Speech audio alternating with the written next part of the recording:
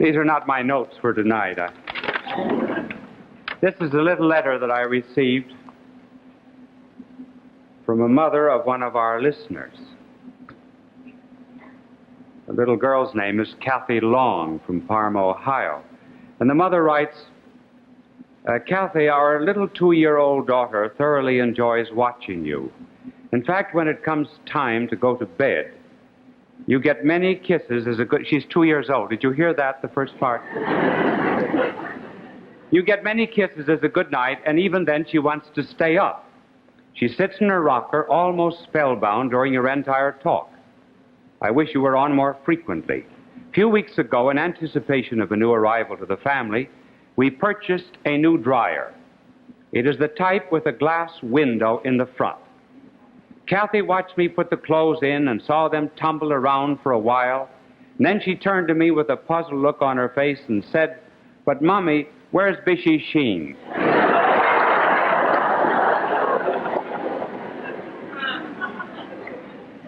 I explained to her this was not television and that you were not on at this time anyway. She looked up and she says, "Mommy, I just love Bishy Sheen and Mickey Mouse." Bishy Sheen first and Mickey Mouse next. Well, I must say for little Kathy, she likes clean shows.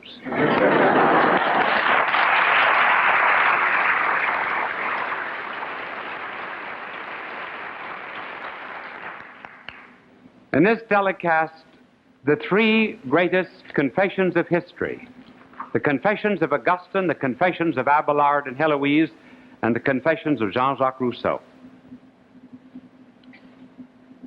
We build them around the conflicts of the modern world. It is too generally assumed today that if any person has a conflict or an inner tension, that there's something abnormal about him. Now, it should be remembered that everyone has a tension. There's a very normal tension, that is to say, the tension between body and spirit. And then there's another tension, too, between what we are and what we ought to be. Now, in each of these confessions, there were tensions, there were falls, there was, in every instance, what our modern world would call a sex problem. And we will see how the problems were solved. First, Augustine. And this takes us back to the end of the 4th century. Augustine lived in northern Africa. Remember, the civilization of Carthage rivaled Rome. His father was unfaithful to his wife, was cruel, gave a very bad example about the house. The mother was a saint. He was brilliant. But as he said, I could not make a distinction between a pure affection and voluptuousness. I was devoured, he said, by the flesh. At the age of 17, in the year 371, he took unto himself a common law wife who lived with him for 14 years. We do not know her name. It's strange that in all the writings of Augustine, he should have left this woman unnamed. That year his father died. And this woman the following year gave birth to a son called a Deodatus, which means given by God. The mother was very distraught at the paganism of her son, and she went to see the bishop, and the bishop said, "A child of so many tears will never be lost." Well, on account of Augustine's wild, furious life, and this tension between body and soul in which the body had the mastery, like everyone else, he had to find a philosophy to justify the way that he lived. You see, if we do not live as we think, we soon begin to think as we live. So Augustine had to have a philosophy.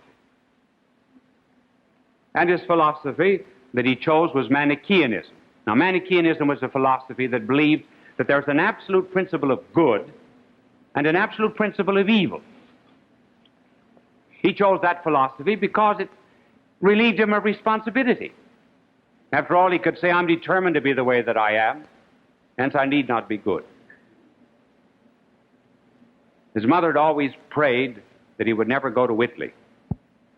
But after a brilliant career at the University of Carthage, he went to Italy. And when he went to Rome, the prefect of Rome was a certain Symmachus. And Symmachus was very anxious to restore paganism in Rome. The imperial court was then in Milan. Symmachus thought, well, the very best person in all the world to send to plead the cause of paganism at the imperial court is this brilliant scholar and rhetorician Augustine. So Augustine is sent up to Milan. Three things happened in Milan. First, there was a great rhetorician in Milan. His name was Ambrose. He was the bishop of Milan. Augustine used to go and sit under the pulpit and listen to Ambrose. Then he visited him, borrowed books from his library, and Ambrose talked Augustine out of Manichaeanism. Then there came a second influence. Augustine picked up a work of Cicero that was called Hortensius. It no longer exists. All the manuscripts have disappeared. And when when Augustine read Hortensius, he said he became convinced of the beauty of contemplation. But as much as he wanted to philosophize, here was this flesh of his with all of its urges demanding satisfaction. He talked the matter over with a friend of his called Ponciatus, and Ponciatus recounted to him the story of St. Anthony of the desert. He said he had the same conflict you had. Everyone has. The flesh and the spirit. And he explained to Augustine how he overcame it by disciplining his flesh and finally making the spirit master. And Augustine began thinking it over, walked up and down in the garden. From an adjoining garden, he heard a child. And the child was saying, Tolle et lege. Take and read. And Ponciatus had just been reading St. Paul.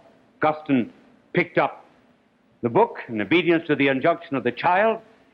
His eyes fell across the passage in the Romans about not in chamberings and impurities, but rather in complete consecration to God, making no provision for the flesh do we find peace. And Augustine decided then and there maybe the way of St. Anthony is the right way. April 22nd, the year 387, with his mother there, the woman that he had lived with for years, had returned to Africa to do a life of penance, Ambrose baptized Augustine and Deodatus, who later on died. And Deodatus was then about 13. 12 years later, Augustine wrote what we already have told you, his Confessions. The most soul-searching document that has ever been written. We think that we live in an age that has made many psychological discoveries. And believe me, we think many a thing is modern simply because we do not know what is ancient. Nobody can ever understand the real depths of psychology until he's read three great works. The Passions by Thomas Aquinas, The Concupiscence of Bossuet, and The Confessions of St. Augustine. Here was a man who resolved the conflict that is imminent in everyone and left us those words that immediately recall Augustine are almost scriptural. Our hearts were made for thee, O Lord, and they are restless until they rest in thee. That was one way of solving the conflict. Now another way.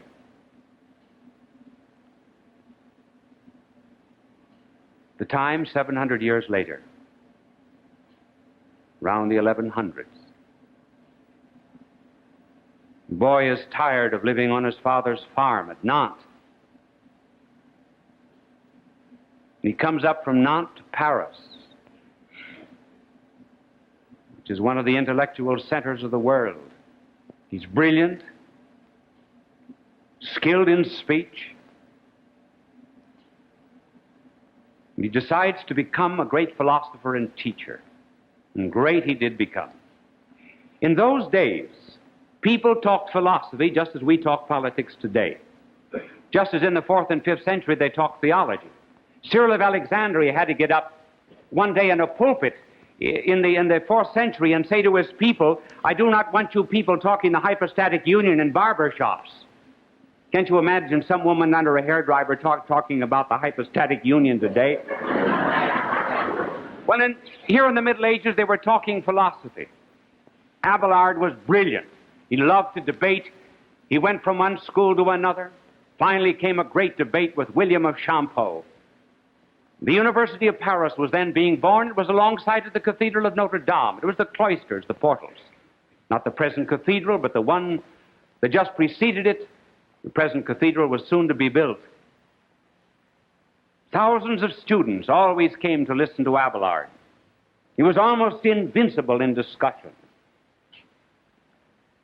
One day when he was debating William of Champeaux, he was pleased, looking out at the heads of 2,000 or 3,000 students, to see leaning against the cathedral door the rector of the Cathedral of Notre Dame, the builder of the future and present Cathedral of Notre Dame of Paris, Canon Fulbert. Canon Fulbert was holding a little 2-year-old niece of his by her hand.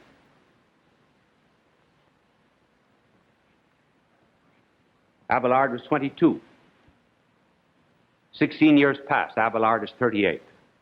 Greater than ever. The little girl, Heloise, is now 18. Everyone spoke Latin. That was the language of the country. She spoke Greek, Hebrew, knew the scriptures, the fathers of the church philosophy. And so Canon Fulbert decides that this niece of his will be one of the most brilliant women in Europe. Who could better teach her philosophy than the great Abelard? So Abelard is invited to teach the beautiful Heloise. So the lessons begin. He talks about matter and form, substance and accident, the analogy of proportion, the analogy of proportionality, primary and secondary causes, and then he begins talking about beautiful June moon. How blue were her eyes. How brilliant her mind. And in the language of Shakespeare, Abelard loved her not wisely but too well. And to escape the shame of an unmarried mother, she went to Brittany. Canon Fulbert was furious, did violence to Abelard. Then began a long exchange of letters, and in those days, the men kept the letters. That's how he happened to have the Confessions of Heloise. Abelard himself wrote his own in the History of Calamities. See, things have changed. Remember in the gospel, it was the bridegroom who kept everyone waiting. Today it's the bride. So in the letters, she argues with Abelard, and she tells Abelard that they should not be married. And she gives reasons. She knew the pagan classics well, knew the Greek philosophers well, and these were the three arguments. She said, you remember that when Cicero divorced his wife Terentia, he refused to take to himself another wife on the grounds that no man could ever devote himself to philosophy and to a wife at one and the same time. The second argument that she gave was, she says, how could you think with a house full of children? She said, does the pen with which you write, is it compatible with the playpen? If we were rich, we could have many servants, but no philosopher is ever rich. And the domestic cares would not permit you to think as you should. And then the third argument that she gave was from wise old Socrates, the Greek philosopher who had the horrid wife called Xantippe. Socrates afterwards said, if you marry well, you'll be happy. If you do not marry well, you'll be a philosopher. He was. And so this particular day, Heloise told Abelard that Xantippe was scolding and thundering at Socrates, and Socrates in his meekness went out, sat on the stoop of their home. She went up on the second floor and poured out a barrel of slop down on Socrates' head. And Socrates looked up at her very calmly and said, I knew after all that thunder we'd have some rain. So Heloise said, you see, it's better not to marry. Well, they were married.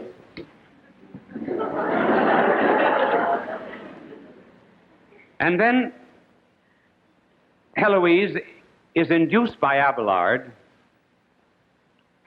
to do penance and to enter a convent. And Abelard himself decides to do penance.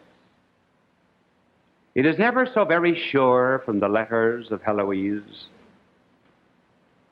that she entered the convent, the child later on died, that she ever entered the convent because she loved God. She entered the convent because Abelard wanted her to enter the convent. So it might seem, but we cannot judge.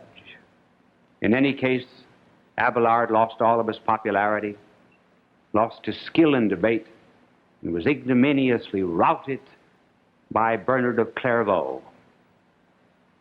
Time passes, 700 years, and the people of Paris, who always love a romance, brought the bodies of Heloise and of Abelard to Paris and buried them in the cemetery of Père Lachaise, where they are now, not so very far away, at least in the same city, as the great cathedral at the portals of which the great Abelard once looked out on a 2-year-old niece of the builder of the present Cathedral of Notre Dame, Canon Fulbert. The conflict existed. They both admitted they did wrong, as Augustine did. But there is not now that clear commitment that Augustine made. But at any rate, the times and the thoughts are close enough to those of Augustine until we come to another, Jean-Jacques Rousseau, born in 1712, one of the makers of the modern world.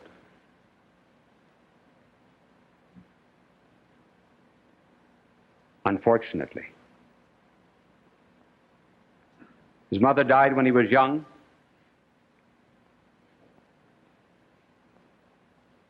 And Jean-Jacques tells us in his Confessions, it's interesting that he wrote a work entitled Confessions and also a book called Heloise.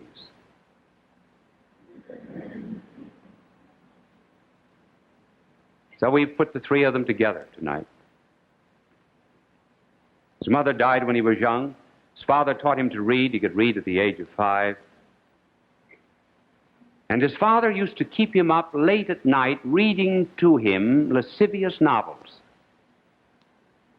Jean-Jacques says in his Confessions, he said, from my earliest age, I was never able to think. I just felt. Passions made me live. Passions made me die. Later on, he falls in with Madame de Warens. He believes that he's converted. Madame de Warens, however, is not the best influence in the world. enters political life for a while, has some difficulties keeping peace with some of his confrères. And then in the year 1749, Jean-Jacques is on his way to visit his friend Diderot in the prison of Vincennes. He had in his pocket the copy of the Mercure de France, in which there was announced in this magazine a prize to be given by the Academy of Dijon on the subject, "Have the sciences and progress contributed to morals?" Jean-Jacques fell asleep under an oak tree as he began thinking how he might write the essay. Being always very sentimental, Jean-Jacques said, "When I awakened, my waistcoat was damp with tears. And there came to me the brilliant idea that nature is good. It is civilization that has made man wicked." In other words,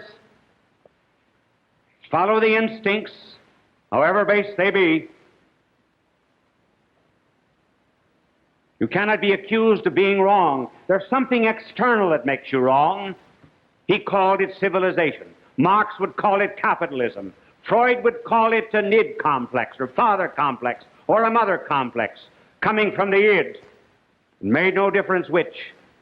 For him, civilization has made man wicked, and one must therefore get back as close as one can to nature, not that which constitutes a man intellectually and rationally, but rather nature understood as something primitive. So he took unto himself a common law wife, Teresa Levasseur, who gave birth in the course of time to 5 children, each of which Jean-Jacques Rousseau and Thérèse abandoned at birth. And he wrote a book on how to educate children. He was the beginning of that long group of educators who raise no children but tell everybody else how to raise them. And then Jean-Jacques in his Confessions went on to say, "I believe that in all the world there never has been a more humble man than I. And on Judgment Day, I will be able to challenge anyone who might stand up and say, I am a better man than Jean-Jacques. I do not believe that in all creation there's ever been a more humble man than I.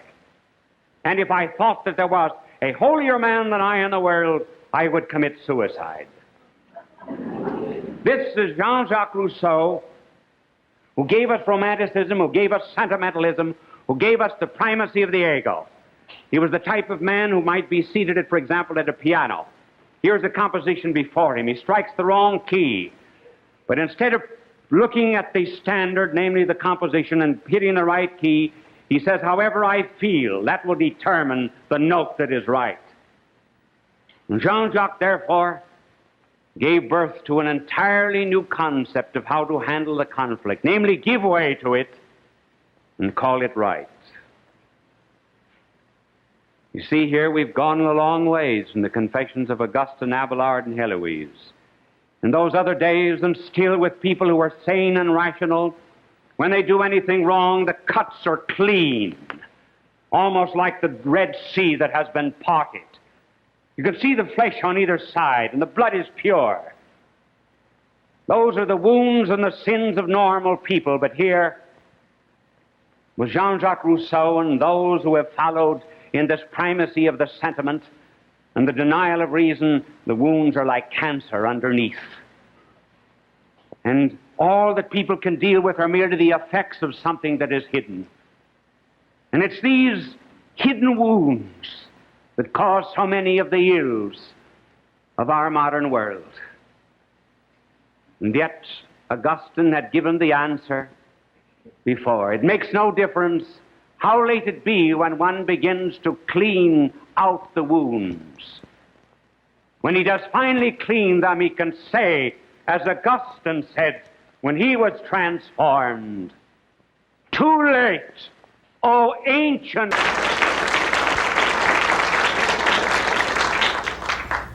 Friends, this is the 9th anniversary of our first television show. We're back again with our angel who will clean our blackboards, and this year the angel even opens and closes the door. And we trust that though this is the 9th year that the sheen will not wear off. You know what Benjamin Franklin once said, that, and we trust it's not true of television, that fish and visitors both smell after 3 days.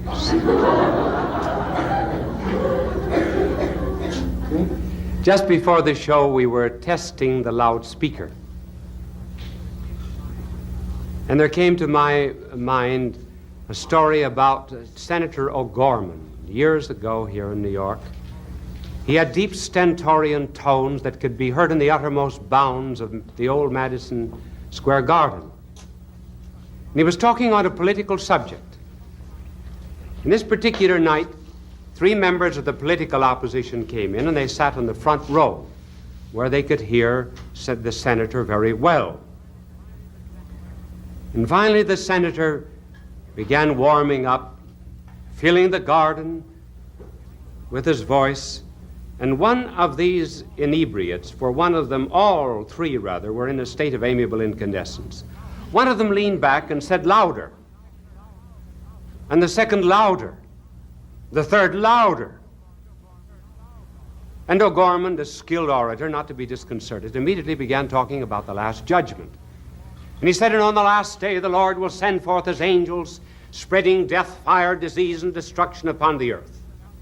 They will descend into the valley of Jehoshaphat, separate the sheep from the goats, the good from the bad.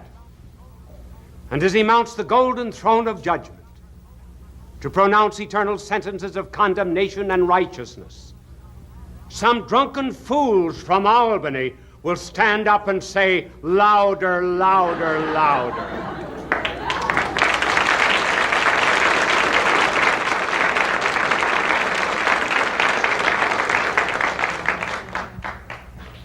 This subject is the psychoanalytic couch.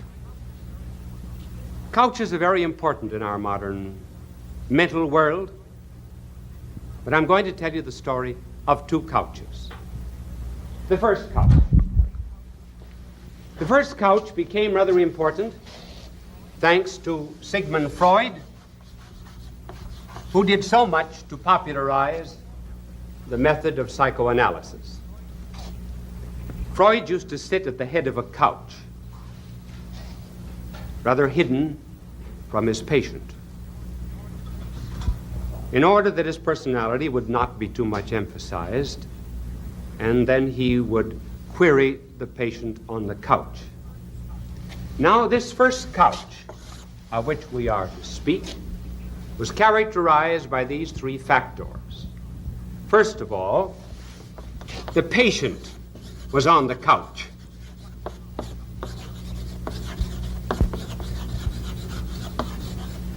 And the psychoanalyst at the head of it. Secondly, the patient was passive. That is to say, he was to deliver his own thoughts in relationship to questions that were asked.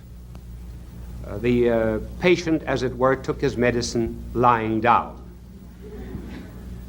The thoughts were to a great extent inspired by the questions of the psychoanalyst. I heard of a woman who called up a friend of hers and said, "My husband is going to divorce me."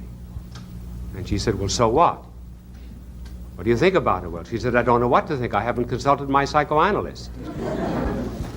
But she got well enough so she was able to sit up on the side of the couch. Now, the patient was passive. And then thirdly, on this couch, there is no guilt,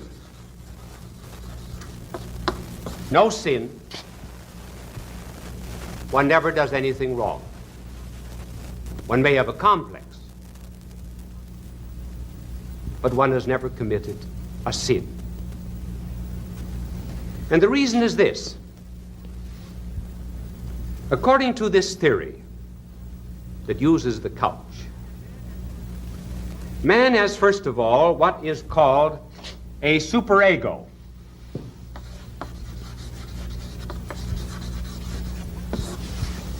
That superego is made up of all of the ideals of his society, convention, religion, morals, taboos, social pressures, and the like. Down beneath his consciousness, this is consciousness, is his subconsciousness, in which is called the id, ID. The id is a Latin word, it means that. That's all, just that. In this id or cellar, or subconsciousness, there is a basic drive which is called the pleasure principle. Now picture, therefore, some stairs going up, as it were, to the superego. The pleasure principle, particularly sex, strives to assert itself. So it comes up the stairs. But up at the top of the stairs, the superego, convention, society, morals, and taboos, has stationed a little sensor. That's a sensor. And this sensor will repress this drive. Sometimes this drive can be repressed so much that there develops what is called a guilt complex. One therefore becomes abnormal as a result of that repression. Now that's one couch and what takes place on it. Now another couch. And here we go back 20 centuries. In order to understand this particular couch, remember that in those days, people did not sit at tables as we do with chairs, nor did they sit cross-legged, flat on the floor, at a low table, as do some Orientals. Rather, they reclined on couches. In the dining room in those days, the Romans used that kind of a dining room, the Persians and the Egyptians, and the Jews, after the captivity, used it too. Now, the dining room was called a triclinia. It was called a triclinia because the table, as it were, had three sides. And from one side of the table, and from each side, there were couches. The head of the person would be here, and the feet here. Now, this might be the host, here. Then others would have their couches. They would lean on their left side, leaving their right hand free to eat from table. Sometimes when I am tired at table, I often wish they would revive the idea of couches. Sandals would be taken off, and the result was that the feet were bare on the couch. Food was served from this end of the table. Here was very often the street. And this door sometimes was open. There would be only a curtain there. It was not uncommon for people to walk into strangers' dining rooms. Some would peep behind the curtain. For example, the Pharisees did that once because it was said that when they saw our blessed Lord eating with Pharisees, or rather with publicans, the Pharisees asked the disciples, "Why does he do this?" So they had evidently drawn aside the curtain. Then people would wander into the dining room and they would sit along the wall and listen to the conversation. The host this particular time, on his couch, was a Pharisee. That is to say, he was a rigorist. Very strict, more than puritanical, and he had invited our blessed Lord to dinner. Very likely our blessed Lord might have been at his right. Now he invited him to dinner because he was fond of lionizing strangers. Because also he wanted to find out if he was just an ordinary teacher. He neglected to show certain common courtesies, however. But the Lord let that pass for the moment. And there came now, from behind the curtain, an intruder. What Simon saw brought a blush to his cheek.